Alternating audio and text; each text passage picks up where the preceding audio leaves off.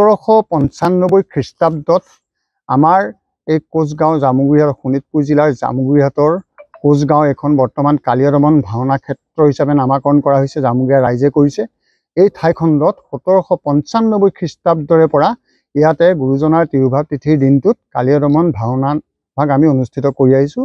আৰু তেতিয়াৰ পৰা প্ৰতি বছৰে কোনো বছৰে যতি নপৰাকে এই ভাওনা অনুষ্ঠিত হৈ আহিছে।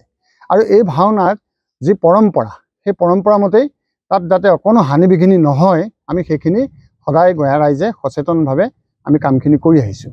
আৰু ইয়াত এতিয়া শিশু কৃষ্ণই কালীনাগক কালিন্দী হ্ৰদত যেতিয়া কালীনাগক দমন কৰি যেতিয়া কালীনাগৰ ফণাৰ ওপৰত উঠি নৃত্য কৰে, সেই সময়ত দেৱতাসকলে সৰগৰ দেৱতাসকলে গন্ধৰ্ব বাদ্য বজায়।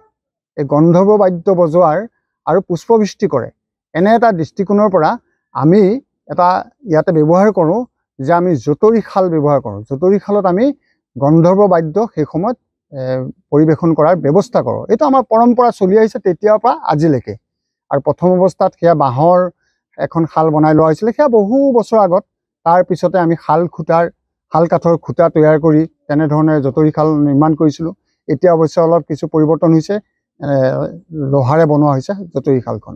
এইটো ভাওনা ভাগৰ লগত এটা অবিচ্ছেদ্য অংগ হিচাপে তেতিয়াৰ পৰা চলি আহিছে আৰু আজিও চলি আহিছে। গতিকে আমি সেয়াকে পৰিৱেশন কৰিছোঁ।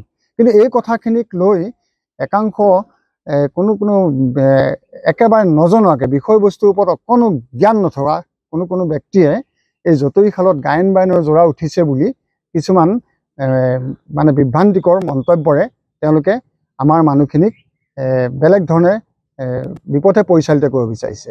আমি তেওঁলোকক ক'ব বিচাৰিছোঁ যে তেওঁলোকে আচলতে প্ৰকৃত সত্যটো জানি লওক যে কোচগাঁও জামুগুৰিহাটৰ এই গাঁওখনৰ ৰাইজে, গঞা ৰাইজে 230 বছৰ ধৰি এই ভাওনা ভাগ অনুষ্ঠিত কৰি আহিছে।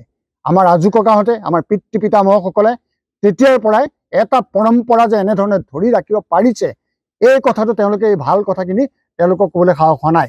তেওঁলোকে কি কৈছে যে আমি জতৰি শালত গায়ন বায়নৰ যোৰা উঠাইছোঁ বুলি কৈছে। গায়ন বায়নৰ যোৰা আমি তাত উঠোৱা নাই। আমি তেওঁলোকক স্পষ্ট কৰি দিছোঁ যে ভাওনাৰ যি ৰীতি নীতি, মৌলিকতা, স্বকীয়তা, সেইখিনি সম্পূৰ্ণভাৱে পালন কৰি পেলাই কোচগাঁৱত কালীয় দমন ভাওনা আজি পৰ্যন্ত অনুষ্ঠিত হৈ আহিছে।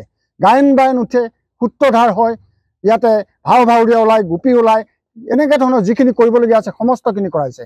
কিন্তু ভাওনাত যেতিয়া কালীনাগৰ দমন কৰা হয়, সেই সময়ত কালীনাগৰ ফণাৰ ওপৰত যেতিয়া শিশু কৃষ্ণই নৃত্য কৰে, সেই সময়তে আমাৰ যি জতৰি শাল, এই জতৰি শালত সৰগৰ যিসকল গন্ধৰ্ব, এই গন্ধৰ্ব বাদ্যই তেওঁলোকে গন্ধৰ্ব বাদ্য বজায় আৰু পুষ্পবৃষ্টি কৰে।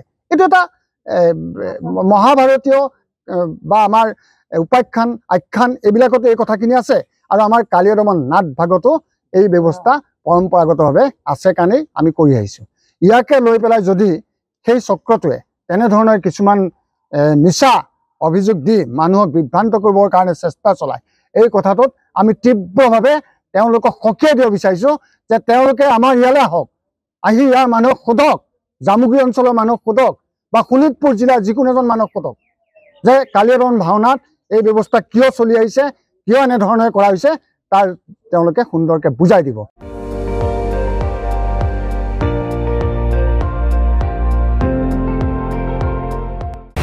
আপুনি চাই আছে ND24, সৰ্বশ্ৰেষ্ঠ নহয়, সৰ্বোত্তমৰ দৌৰ।